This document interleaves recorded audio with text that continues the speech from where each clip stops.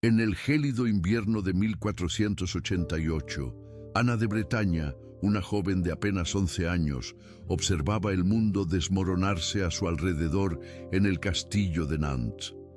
El viento cortante que atravesaba las rendijas de las ventanas góticas parecía hacer eco de los susurros de los cortesanos, que ya anticipaban el fin del ducado independiente de Bretaña.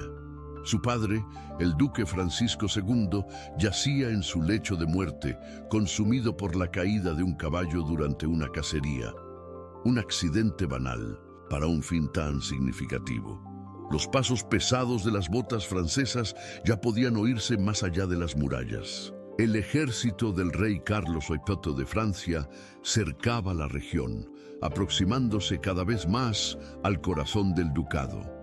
Las tropas bretonas, antes orgullosas e independientes, ahora se encontraban diezmadas tras sucesivas derrotas ante las fuerzas francesas en la Guerra Loca. En los fríos corredores del castillo, donde antes resonaban músicas y risas de la corte más refinada de Europa, ahora solo hacían eco las voces tensas de los consejeros discutiendo estrategias de supervivencia. El tesoro ducal, antes abundante gracias al próspero comercio marítimo bretón, se encontraba prácticamente vacío, drenado por los costos astronómicos de la guerra contra Francia. Ana pasaba horas en la capilla del castillo, arrodillada ante el altar. Sus plegarias no eran las de una niña común, eran súplicas desesperadas de una heredera que veía su mundo desintegrarse. Su rostro juvenil, enmarcado por el tradicional genin bretón, llevaba una expresión grave que no concordaba con su edad. Las damas de compañía observaban impotentes, mientras su joven duquesa cargaba sobre sus hombros el peso de un ducado en colapso. El cuerpo frágil de la niña duquesa escondía una deformidad que la atormentaba, una ligera cojera causada por una pierna más corta que la otra. Ahora, esa fragilidad física parecía reflejar la vulnerabilidad de su ducado. Los médicos susurraban sobre su posible infertilidad, mientras los diplomáticos ya trazaban planes para su matrimonio, la última carta para salvar Bretaña. En los aposentos ducales, los documentos se acumulaban. Informes de batallas perdidas, tratados incumplidos, alianzas rotas. Los tapices en las paredes que retrataban las glorias de los duques bretones del pasado parecían burlarse de la situación presente. El orgulloso armiño, símbolo de la independencia bretona, ahora parecía más un fantasma que un emblema de poder. Las noticias que llegaban eran cada vez más sombrías. Los nobles bretones, antes leales a la corona ducal, comenzaban a desertar, buscando acuerdos particulares con Francia. Las ciudades costeras, joyas del ducado, una a una, caían bajo influencia francesa. El cerco no era solo militar, era económico, político y moral. El pueblo bretón, que por siglos había mantenido su independencia y su cultura única, mezclando elementos celtas y franceses, ahora observaba con aprensión el avance inexorable del poder centralizador francés. En las calles de Nantes, los comerciantes hablaban en voz baja, temiendo el futuro. Las madres abrazaban a sus hijos con más fuerza, recordando las antiguas historias de resistencia bretona. En la biblioteca del castillo, donde Ana buscaba consuelo entre los libros que tanto amaba, los volúmenes de historia de Bretaña parecían contar una historia que llegaba a su fin. Las crónicas de los antiguos duques, las sagas de resistencia contra los francos, las leyendas artúricas que tanto marcaron la identidad bretona, todo parecía pertenecer a un pasado que se alejaba rápidamente. ¿Cómo podría una princesa de 11 años, educada en las artes y letras, profundamente religiosa y ya demostrando una inteligencia aguda, enfrentarse a la mayor potencia militar de Europa? ¿Cómo podría cargar el fardo de ser la última esperanza de un pueblo que durante siglos había luchado para mantener su independencia? ¿Cómo aquella niña duquesa, última heredera de una dinastía milenaria, podría impedir que su amado ducado fuera engullido por el creciente poder de la corona francesa? Esta historia te interesó. No olvides suscribirte a nuestro canal y dar like. Dinos, ¿desde qué ciudad nos estás viendo? Seguimos. Ana nació el 25 de enero de 1477 en el castillo de Nantes, única heredera superviviente del duque Francisco II de Bretaña y Margarita de Foix. Su nacimiento ocurrió en 1900, un momento crucial de la historia europea, cuando los grandes reinos comenzaban a absorber los ducados independientes en una inexorable marcha hacia la centralización del poder. La Bretaña del siglo XV era un ducado próspero y estratégico que controlaba rutas marítimas vitales en el Atlántico. Su posición geográfica lo convertía en objeto de codicia tanto de Francia como de Inglaterra. El ducado mantenía su propia lengua, sus tradiciones célticas y un feroz espíritu de independencia que se remontaba a los tiempos de los reyes artúricos. Desde muy joven, Ana demostró una inteligencia excepcional. A diferencia de muchas princesas de su época, recibió una educación primorosa. Hablaba latín, griego, francés y bretón. Estudió matemáticas, historia y literatura. Sus habilidades administrativas ya se manifestaban cuando, a los 8 años, presidía pequeñas cortes en nombre de su padre. El duque Francisco II, reconociendo la importancia de preparar a su heredera, la rodeó de los mejores tutores de Europa. Ana aprendió el arte de la diplomacia, observando las negociaciones de su padre con embajadores extranjeros. Absorbió lecciones sobre gobernanza, acompañando las sesiones del Consejo Ducal. Su educación fue moldeada para transformarla en una gobernante capaz de preservar la independencia bretona. La muerte prematura de su hermana menor, Isabel, en 1490, consolidó su posición como única heredera del ducado. Este hecho la convirtió en la novia más codiciada de Europa. Propuestas de matrimonio llegaban de todas las cortes, desde el Sacro Imperio Romano Germánico hasta los reinos ibéricos. Cada pretendiente ofrecía diferentes alianzas y promesas de protección contra las ambiciones francesas. La primera gran prueba de Ana como líder llegó a los 11 años, cuando asumió la regencia del ducado durante una grave enfermedad de su padre. Su habilidad para manejar las complejas relaciones entre los nobles bretones sorprendió incluso a los consejeros más escépticos. Demostró una madurez política impresionante para alguien tan joven. Las negociaciones matrimoniales se intensificaron. El emperador Maximiliano I emergió como principal candidato, ofreciendo el poder del Sacro Imperio para proteger la independencia bretona. La joven duquesa condujo personalmente parte de las negociaciones, demostrando una astucia diplomática admirable para sus 12 años. En diciembre de 1490, Ana realizó un movimiento audaz que conmocionó a Europa. Se casó por poderes con Maximiliano I, convirtiéndose oficialmente en reina de los romanos.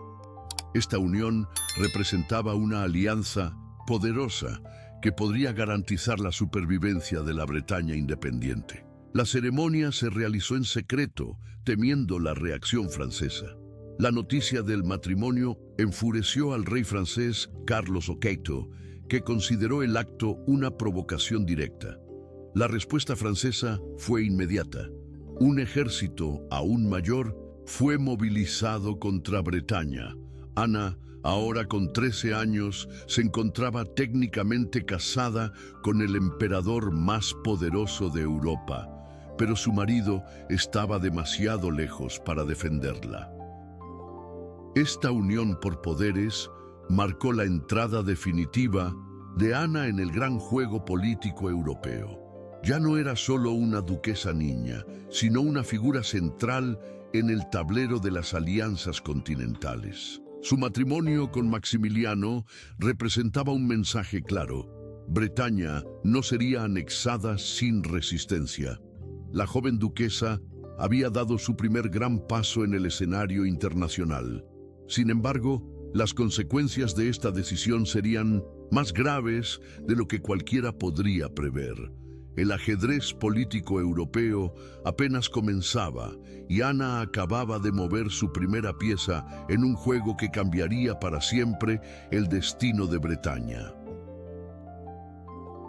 La respuesta de Carlos Zofino al matrimonio de Ana con Maximiliano fue brutal e inmediata. A principios de 1491, el ejército francés, conocido como el más poderoso de Europa, inició una campaña devastadora contra Bretaña. Ciudad tras ciudad cayó bajo el poder francés, mientras Ana, aislada en Rennes, asistía impotente a la destrucción sistemática de su ducado. El asedio a Rennes fue particularmente cruel.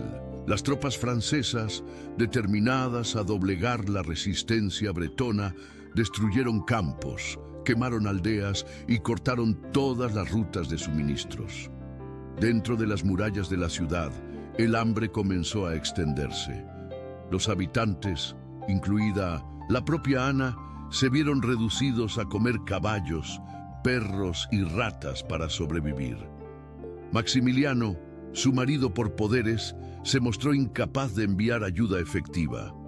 Atrapado en conflictos en Hungría y los Países Bajos, el emperador no pudo movilizar sus fuerzas para socorrer a su joven esposa. Esta ausencia sería recordada como una de las grandes traiciones de la historia medieval, dejando una marca profunda en la psique de la joven duquesa. La nobleza bretona, antes unida en torno a Ana, comenzó a fragmentarse. Varios señores feudales, viendo la inevitabilidad de la derrota, pasaron al lado francés. Otros, manteniendo una lealtad superficial, comenzaron a negociar secretamente con Carlos Ópiro. Cada día, Ana recibía noticias de una traición más, una deserción más. En agosto de 1491, la situación se volvió insostenible. Rennes estaba al borde del colapso y Ana se vio forzada a iniciar negociaciones con Carlos Ópiro. El rey francés presentó su propuesta: la anulación del matrimonio con Maximiliano y una nueva unión con él mismo. El precio de la negativa sería la destrucción total de Bretaña y la muerte de miles de sus súbditos. La presión sobre Ana era inmensa.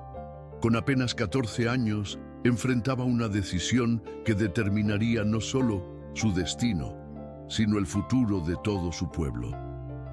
Los consejeros que aún le eran leales estaban divididos.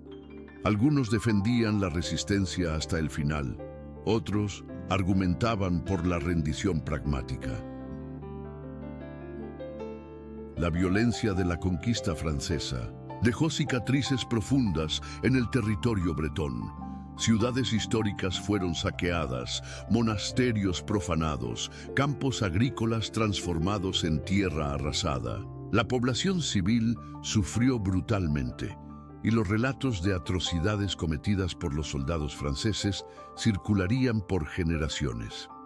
En una demostración de fuerza calculada, Carlos Ópiro ordenó la ejecución pública de varios nobles bretones que habían resistido más fieramente a la invasión. Las cabezas fueron expuestas en las murallas de Rennes. Un mensaje claro del destino que aguardaba a aquellos que se opusieran a la corona francesa. Ana, observando desde la ventana de sus aposentos, fue forzada a presenciar estas ejecuciones. Cada muerte representaba no solo la pérdida de un súbdito leal, sino también el fin gradual de una Bretaña independiente. El peso de estas muertes pesaría en su conciencia durante los años venideros. la joven duquesa intentó una última maniobra diplomática enviando mensajeros secretos a Inglaterra y España implorando ayuda. Las respuestas fueron vagas y evasivas. Las potencias europeas, calculando sus propios intereses, decidieron no interferir en lo que consideraban una cuestión interna francesa. A finales de 1491, Ana se encontró completamente aislada. Su matrimonio con Maximiliano fue declarado nulo por el Papa, bajo intensa presión francesa. La Iglesia, que debería ser su protectora, se convirtió en un instrumento más de su subyugación. El cerco a Rennes se estrechaba y los últimos recursos se agotaban. La tensión alcanzó su punto máximo cuando Carlos VIII, impaciente con las negociaciones prolongadas, amenazó con iniciar un asalto final a la ciudad. La perspectiva de 1900 es una masacre generalizada se cernía sobre Rennes. Ana sabía que la próxima decisión que tomara sellaría definitivamente el destino de Bretaña. Y así, al comienzo del invierno, se preparaba para hacer la elección más difícil de su vida: aceptar la mano del hombre que había destruido su ducado y masacrado a su pueblo. El matrimonio de Ana con Carlos VIII, celebrado en el castillo de Langeais en diciembre de 1491, fue una ceremonia sombría. La novia de 14 años, vestida de blanco y negro, permaneció en silencio durante toda la celebración. A los ojos de la corte francesa, ahora era reina de Francia. Para los bretones, era una prisionera coronada. El contrato matrimonial era brutal en sus exigencias. Ana fue forzada a aceptar que, si Carlos VIII muriera primero, ella solo podría casarse con el próximo rey de Francia. Bretaña sería incorporada a la corona francesa, perdiendo su independencia secular. El orgulloso ducado que había resistido durante 1000 años estaba a punto de desaparecer con una firma. En los primeros años como reina, Ana descubrió que su posición elevada era una jaula dorada. Carlos VIII la mantenía bajo vigilancia constante, temiendo que intentara restablecer contactos con sus antiguos aliados. Sus damas de compañía bretonas fueron sustituidas por francesas y el uso de la lengua bretona fue prohibido en su presencia. El poder formal de Ana como reina de Francia era considerable. Presidía el Consejo Real en ausencia de su marido, administraba vastos territorios y ejercía influencia sobre nombramientos eclesiásticos. Sin embargo, cada decisión suya era escrutada por consejeros franceses, cada carta era interceptada, cada movimiento era reportado al rey. Las tensiones en el matrimonio eran exacerbadas por la presión por un heredero. Ana quedó embarazada 7 veces durante su unión con Carlos VIII. Trágicamente, ninguno de los niños sobrevivió más allá de la infancia. Cada pérdida era no solo un dolor personal, sino también una crisis política, alimentando rumores sobre la maldición bretona en la corte francesa.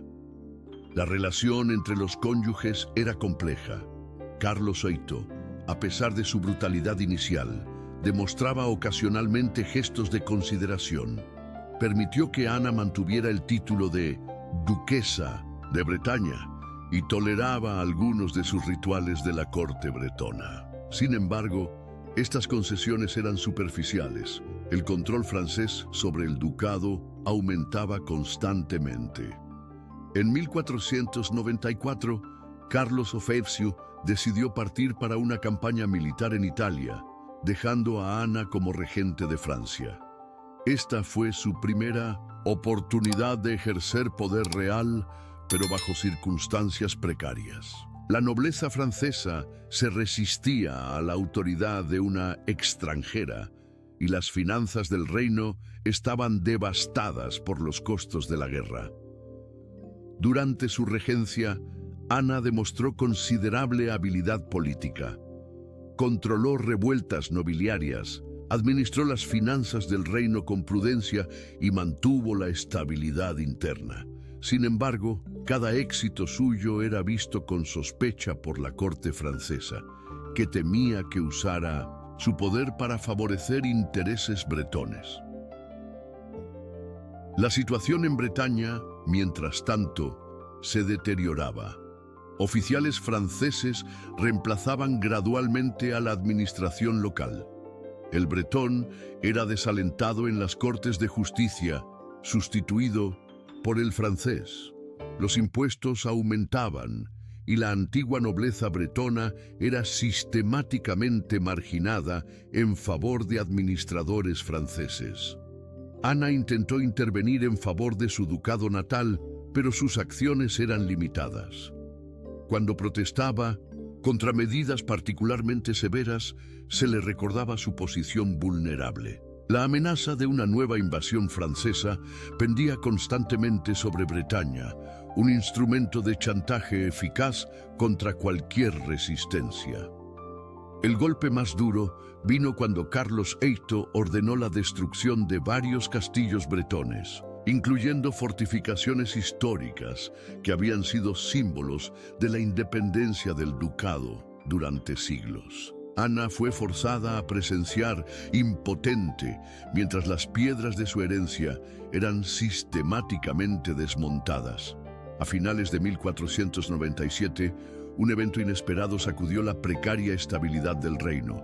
El único hijo superviviente de Ana y Carlos VIII, Carlos Orlando, de 3 años, murió repentinamente. La pérdida de este último heredero no solo devastó a la pareja real, sino que también abrió una crisis sucesoria que amenazaba con desestabilizar todo el equilibrio político que Ana había luchado por mantener. El año 1498 comenzó con presagios sombríos. La muerte del pequeño príncipe Carlos Orlando había dejado un vacío en el corazón de la monarquía francesa. Ana, a los 21 años, se encontraba en una posición cada vez más precaria. Sin un heredero vivo, su utilidad política para la corona francesa estaba en entredicho.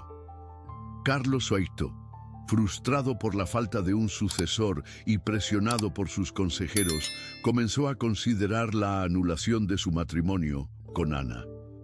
Rumores circulaban en los pasillos del palacio sobre posibles novias alternativas, principalmente princesas más jóvenes que podrían dar al rey el tan deseado heredero. La posición de Ana como reina de Francia nunca estuvo tan amenazada. La situación en Bretaña empeoraba cada día. Los administradores franceses, sintiendo la fragilidad de su duquesa, intensificaron la política de afrancesamiento. Antiguas familias nobles bretonas eran sistemáticamente despojadas de sus títulos y tierras. La lengua bretona fue oficialmente prohibida en los documentos administrativos y las tradicionales instituciones ducales fueron gradualmente reemplazadas por estructuras francesas. El pueblo bretón, que inicialmente había mantenido esperanzas en su duquesa reina, comenzó a volverse contra Ana. Panfletos circulaban secretamente, acusándola de haber traicionado su herencia. En tabernas y mercados, canciones satíricas se burlaban de ella como la novia del verdugo. La última duquesa de Bretaña estaba perdiendo no solo su poder, sino también el amor de su pueblo. En marzo de 1498, una serie de revueltas estalló en el ducado. Campesinos y pequeños nobles, desesperados por los impuestos franceses y la pérdida de sus libertades tradicionales, tomaron las armas. La respuesta francesa fue implacable. Carlos VIII ordenó una represión brutal y Ana fue forzada a presenciar, una vez más, cómo su pueblo era masacrado en su nombre. El aislamiento de Ana en la corte francesa se volvió absoluto. Sus últimas damas de compañía bretonas fueron despedidas, reemplazadas por espías francesas. Su correspondencia era abiertamente censurada y sus movimientos eran estrictamente controlados. La joven reina, que una vez había gobernado un ducado independiente, ahora estaba virtualmente prisionera en sus propios aposentos. La salud de Ana comenzó a deteriorarse bajo la presión constante. Su antigua cojera empeoró, haciendo de cada aparición pública un ejercicio de dolor y humillación.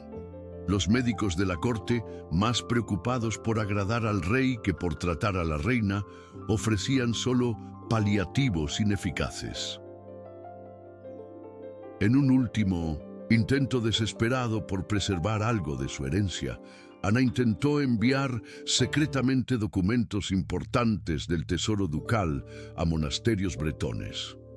La conspiración fue descubierta y los documentos fueron confiscados. Carlos VIII usó el incidente como pretexto para aumentar aún más las restricciones sobre su esposa.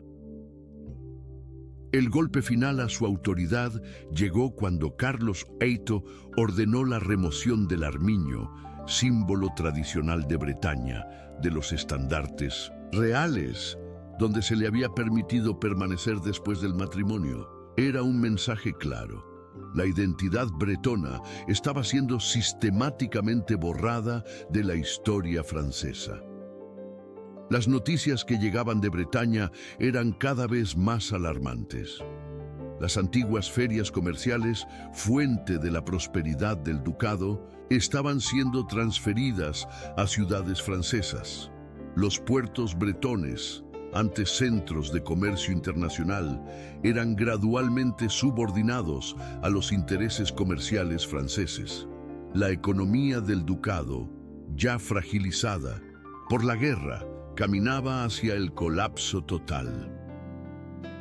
A principios de abril de 1498, mientras Ana luchaba por mantener los últimos vestigios de su autoridad, un evento inesperado sacudió el castillo de Amboise. Carlos VIII, a los 27 años, se golpeó violentamente la cabeza con un dintel de una puerta mientras se dirigía a presenciar un juego de pelota.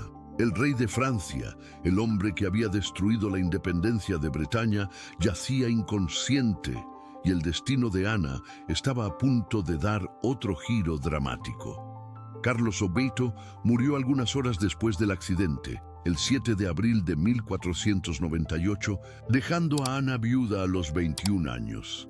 El caos se instaló inmediatamente en la corte francesa. La reina viuda, aún técnicamente duquesa de Bretaña, se encontró en el centro de una tormenta política que amenazaba con desencadenar una nueva guerra civil en Francia. El nuevo rey de Francia, Luis XII, primo de Carlos VIII, no perdió tiempo. Menos de 24 horas después de la muerte del rey, sus emisarios ya estaban en los aposentos de Ana con una propuesta que sonaba más como una amenaza. Ella debía cumplir la cláusula de su contrato matrimonial que la obligaba a casarse con el próximo rey de Francia. Había, sin embargo, un obstáculo significativo. Luis XII ya estaba casado con Juana de Francia, hermana de Carlos VIII, una situación que él trató de resolver de la manera más escandalosa posible. Luis inició un proceso de anulación de su matrimonio, alegando que Juana era estéril y que el matrimonio nunca había sido consumado. Acusaciones humillantes que expusieron a su esposa al ridículo público. Ana fue forzada a testificar en el proceso de anulación, en una sesión pública degradante en el Vaticano. Tuvo que escuchar las alegaciones sobre la intimidad de la pareja real, mientras clérigos y nobles debatían los detalles más privados de la vida de Juana. El espectáculo conmocionó incluso a los más cínicos observadores de la política europea. La Iglesia, cediendo una vez más a la presión política, concedió la anulación en tiempo récord. Juana fue públicamente humillada y enviada a un convento, mientras Luis XII se preparaba para reclamar no solo el trono de Francia, sino también la mano de Ana. La rapidez del proceso causó escándalo en toda la Europa cristiana. Durante los Meses que siguieron a la muerte de Carlos Ofeito, Ana intentó desesperadamente recuperar el control de Bretaña. Regresó brevemente a Nantes, donde fue recibida con una mezcla de esperanza y resentimiento. El pueblo bretón, que había sufrido tanto bajo el dominio francés, estaba dividido entre el deseo de independencia y el miedo a más guerra. Pero su libertad fue breve. Luis XII, ahora libre para casarse, movilizó al ejército francés hacia Bretaña. El mensaje era claro: Ana podría regresar voluntariamente para un nuevo matrimonio, o Bretaña enfrentaría una nueva invasión. La historia se repetía de forma cruel. El juicio público de Ana fue implacable. En Francia, era acusada de traición por intentar recuperar la independencia bretona. En Bretaña, era condenada por no haber resistido lo suficiente. Panfletos circulaban en París llamándola la viuda negra, sugiriendo que ella había causado de alguna forma la muerte de Carlos Weytono para recuperar su ducado.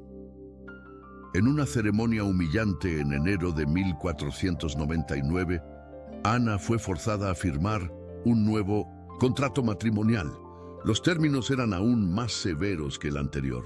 Bretaña sería definitivamente incorporada a Francia tras su muerte, y sus hijos, si tuviera alguno, no heredarían el título ducal separadamente de la corona francesa. La nobleza bretona, reunida en Rennes para una última asamblea de los Estados de Bretaña, fue forzada a aceptar los términos del nuevo acuerdo. Bajo la amenaza de las tropas francesas, los nobles bretones juraron lealtad a Luis XII, abdicando efectivamente de siglos de independencia. El matrimonio con Luis XII se celebró el 8 de enero de 1499 en Nantes. La ceremonia, a diferencia de 1906, su primer matrimonio, fue una celebración grandiosa, una demostración pública del triunfo final de Francia sobre Bretaña. Ana, vestida con los colores franceses, tuvo que soportar las miradas acusadoras de sus antiguos súbditos mientras caminaba hacia el altar. El último golpe vino cuando Luis XII ordenó la eliminación de los símbolos ducales bretones del palacio y de Nantes. El armiño, el lema ducal Potius mori quam fue dari, antes la muerte que el deshonor, todo fue reemplazado por las flores de lis doradas de Francia. La transformación estaba completa. La última duquesa independiente de Bretaña se había convertido una vez más en una reina prisionera de Francia.